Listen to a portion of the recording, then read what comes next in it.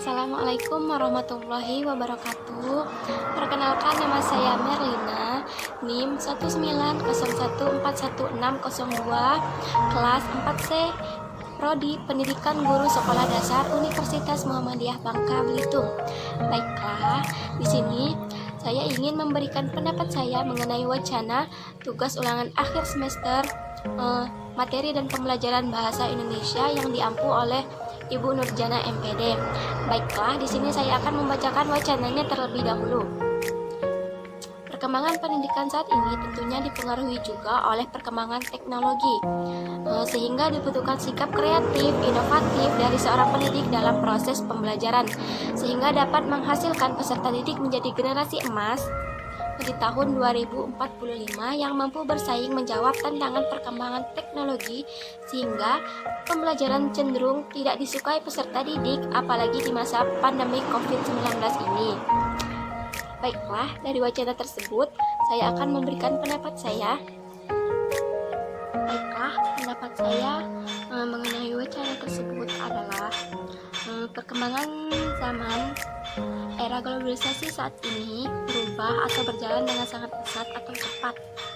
Perkembangan zaman saat ini ditandai dengan adanya perkembangan teknologi yang semakin hari semakin berkembang pesat seluruh dunia. Maka untuk mewujudkan generasi emas tersebut, kita membutuhkan seorang tenaga pendidik atau seorang guru.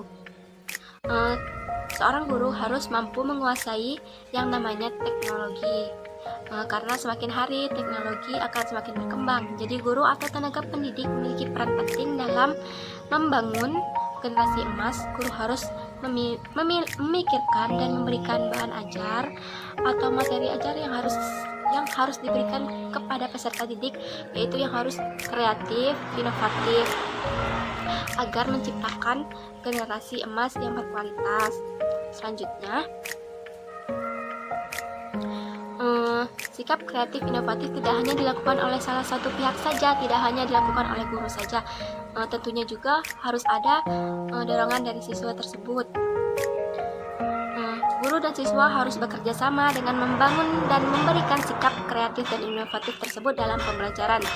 Kedua pihak ini, guru dan siswa ini, harus saling berkontribusi dalam pembelajaran, karena percuma jika hanya guru saja yang aktif tetapi siswa tidak akan memberikan efek positif bagi pembelajaran tersebut, dan tidak akan berjalan secara lancar pembelajaran tersebut. Tetapi tidak semua pendidikan paham perkembangan teknologi, maka dari itu pendidik atau guru dituntut untuk bisa mengikuti teknologi yang berkembang pesat saat ini. Pendidik harus eksplor teknologi terkini. Jika pendidik tidak mengikuti perkembangan zaman, maka pendidik belum mampu memberikan pembelajaran dan belum bisa mewujudkan pembelajaran untuk generasi yang akan datang. Jika pendidik tidak belajar teknologi yang berkembang, maka seorang pendidik akan memberikan bahan ajar atau pembelajaran kepada siswa itu monoton, seperti yang sudah.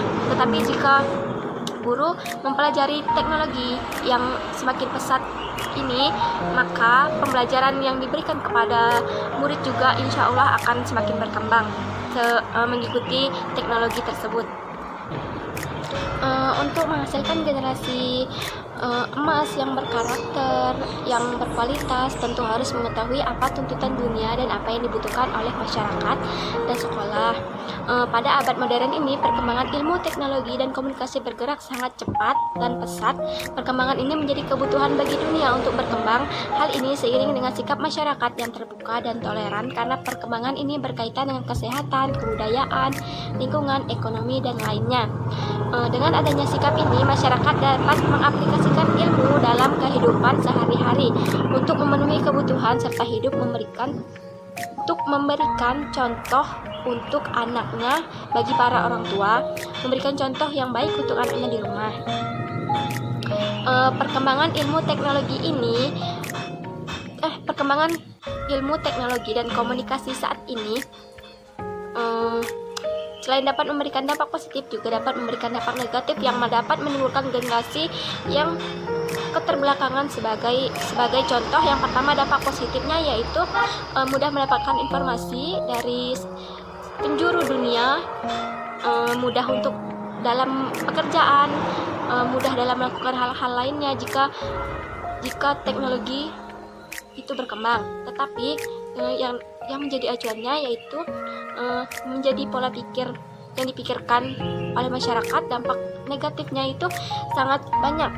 Dampak negatif dari teknologinya yaitu misalnya ditayangkan film-film yang dapat merusak generasi dalam bentuk budaya foya-foya, melanggar peraturan sekolah, maupun lalu lintas pergaulan bebas dan penggunaan narkoba secara gamblang dipertontonkan pada acara televisi.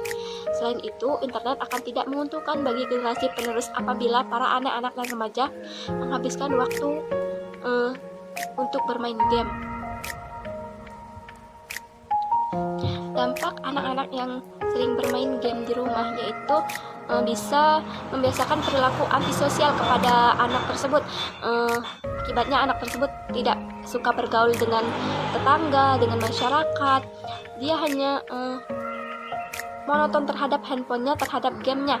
Jadi kepada orang tua harus memberikan atau membatasi permainan anak tersebut. Pada masa pandemi saat ini, pembelajaran tidak berjalan dengan maksimal. Karena pandemi ini, siswa belajar dari rumah yang menggunakan grup WhatsApp, Zoom meeting, aplikasi-aplikasi lainnya seperti Classroom dan lain-lainnya. Menurut mereka sangat membosankan. Mereka senang menggunakan HP untuk bermain, bukan untuk belajar. Jadi sebagai orang tua harus mengontrol anaknya saat pembelajaran berlangsung. Banyak sekali kendala lainnya jika belajar online ini, karena sebagian kecil dari daerah belum ada internet. Sebagian kecil dari daerah terpencil di pelosok-pelosok Indonesia belum ada internet, dan juga sarana tidak memadai dan orang tua belum memiliki handphone. Maka dari itu guru harus memikirkan cara agar murid bisa belajar dengan baik.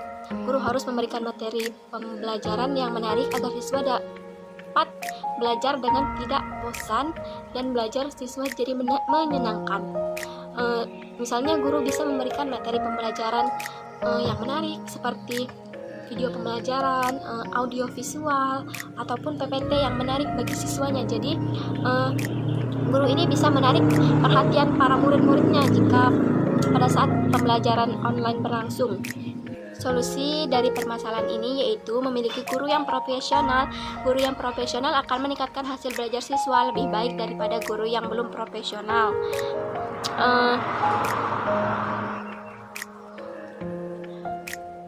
Guru yang profesional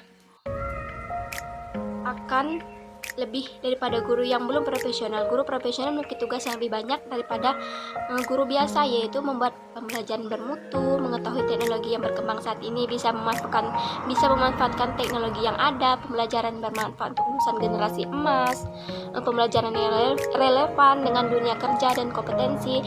Guru atau tenaga pendidik harus benar-benar mengetahui tentang teknologi yang berkembang saat ini dan harus mempelajari, dan juga guru harus memahami serta mempelajari teknologi dan dapat menguasainya dengan kemampuan yang dimiliki oleh guru profesional.